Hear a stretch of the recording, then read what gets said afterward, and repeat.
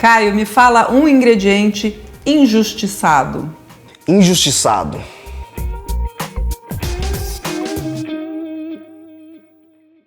Nossa, injustiçado.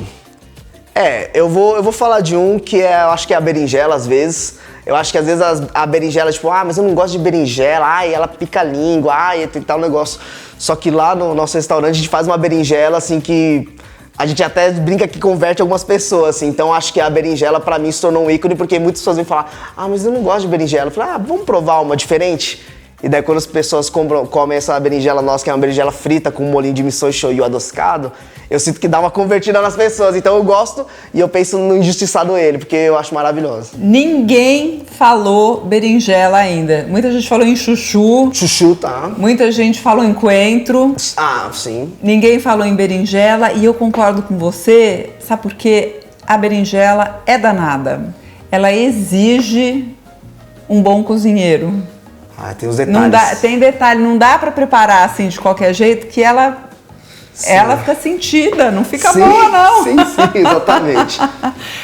Caio, você tem ascendência japonesa. Exatamente. Sua família tem restaurante chinês. Exatamente. E você abriu um restaurante taiwanês. Exatamente. É uma misturinha aí um pouquinho, né? O que essas culinárias têm em comum? Tá certo. Pra mim, sempre quando eu olho assim, as culinárias asiáticas, principalmente esse leste asiático, a gente vê muita influência da China primeiro, né? Quando a gente vê dos primeiros insumos, algumas coisas, por exemplo, os fermentados, molho de soja, shoyu, a questão de muita utilização de soja. Então isso começou também na China e o Japão usa, Taiwan usa. Então tem muito essa questão da influência, só que cada ingrediente em cada lugar se desenvolveu de uma forma de acordo com a parte cultural, a parte histórica, quem passou por esses países também. Então, assim, tem uma base que quando você olha, você encontra semelhança, sabe? Aquele prato, nossa, parece que tem um nome meio parecido no Japão, na China, o que é isso, né? Tem alguns, por exemplo, que parecem, né? Então tem essas questões de semelhanças nesses ingredientes e alguns pratos que foram se derivando e com o tempo mudaram totalmente também. E o que tem de diferente na comida de Taiwan? Tá, quando a gente vai tentar entender Taiwan, eu acho que é legal também a gente entender, pra ficar um pouco mais fácil, assim, tem muita influência chinesa, isso daí, assim, majoritariamente. E daí a gente tem influência, por exemplo, do Japão também, em Taiwan. Então quando a gente vai falar de Taiwan, a gente pensa em algumas especiarias, por exemplo, anis estrelado, pimenta Sichuan, muito uso de alho, cebolinha, carne de porco, coisas no vapor, massas, caldos, sopas. Então acho que a gente consegue definir um pouquinho assim e das infinidades, porque Taiwan é uma ilha, então também tem muito uso de frutos do mar e peixes lá, é maravilhoso. Então quando penso em Taiwan, eu vou pensar um pouquinho mais nessas coisinhas assim. O que é o prato ou a comida que te teletransporta assim para a infância? Nossa, vai ter uma que é muito forte pra mim, que é a da minha avó, que é uma torta de frango. Ai, uma torta de frango, você pode ver que é uma mistura assim de lembranças, mas ela fazia muito uma torta de frango, era frango inteiro, assim, com muita coisa dentro, era aquela massinha feita com banha. Então ela fica meio esfarelando na boca, supadão, massa, assim, tipo né? massa podre, né? Podre, nossa, você sabe que eu também tenho essa memória afetiva Sério? com torta de frango. Não, isso é bom. Eu acho muito bom também, é uma coisa que tinha muito na minha casa na infância. Vem cá, qual que é a sua sobremesa favorita? Nossa, agora você me pegou, né? Sobremesa preferida, tô parando até pra pensar. Eu gosto muito, na verdade, de sobremesas que tem chá verde. O chá verde japonês, que é o matcha, aquele bem pozinho, porque eu gosto muito do amargor dele e de coisinhas mais lácteas, mais docinhas. Geralmente, se tem uma receita aqui, uma sobremesa que tem um matcha, às vezes tem um chocolate branco, uma coisa, eu adoro. Você tipo curte? Um brigadeiro, assim, de matcha, assim, eu adoro, assim, fazer em casa, é muito bom. Porque quem tem restaurante, assim, acaba não cozinhando muito em casa, né? Às vezes é um pouco difícil. Não faz parte do dia a dia, né? Mas você tem vontade, às vezes, de cozinhar alguma coisa em casa?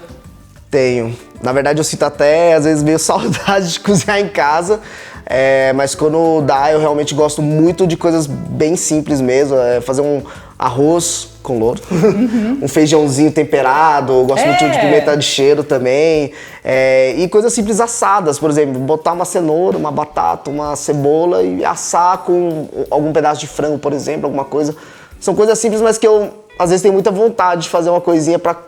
Comida de casa, Exatamente, pra sentir aquele... E farofa, eu gosto de farofa também. É. Farofa eu gosto bastante. Farofa é bom demais, né? Muito bom. Eu também, adoro uma farofa. Ó, eu fiquei sabendo que você adora cozinhar pra galera. Tá. Eu e gosto, aí, eu gosto. gosta, né? E aí eu queria que você me desse, assim, 3 sugestões de pratos pra fazer que a galera adora, assim, que vai super bem. Olha, acho que primeiro, na verdade, acho que vai dar uma misturada, mas eu gosto muito de feijoada. Assim, feijoada é uma coisa muito boa.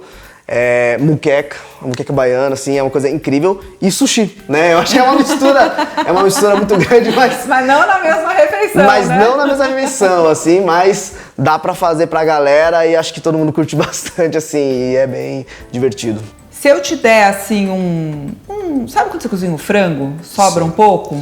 Aí você, sei lá, desfia um pouquinho, deixa na geladeira ali. Se eu te der um pouquinho desse frango, me fala 2 coisas que você faria, assim, 1, 2, 3 e já. Eu acho que o legal de pegar essas coisinhas aí é a gente pegar, por exemplo, pô, tem uma carne ali.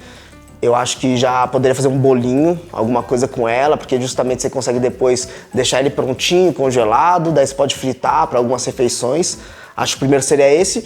E acho que o segundo seria um arroz mesmo, né? Porque eu como muito arroz em casa também. Então, até lembro assim, pode ser alguma coisa mexidão, Sim. ou recozinhar. Ou quando for cozinhar um arroz também, retemperar e usar um pouquinho desse frango para deixar ele já mais com uns pedacinhos de frango no arroz, mesmo, assim. sim. Eu gostaria também, acho que são das coisas que eu usaria. Vamos ver na prática o que você vai fazer. Vamos ver, vamos ver, vamos ver. O Caio Yokota preparou um bao, que é esse pãozinho no vapor recheado com frango e cogumelo, e ainda serviu com uma saladinha de repolho.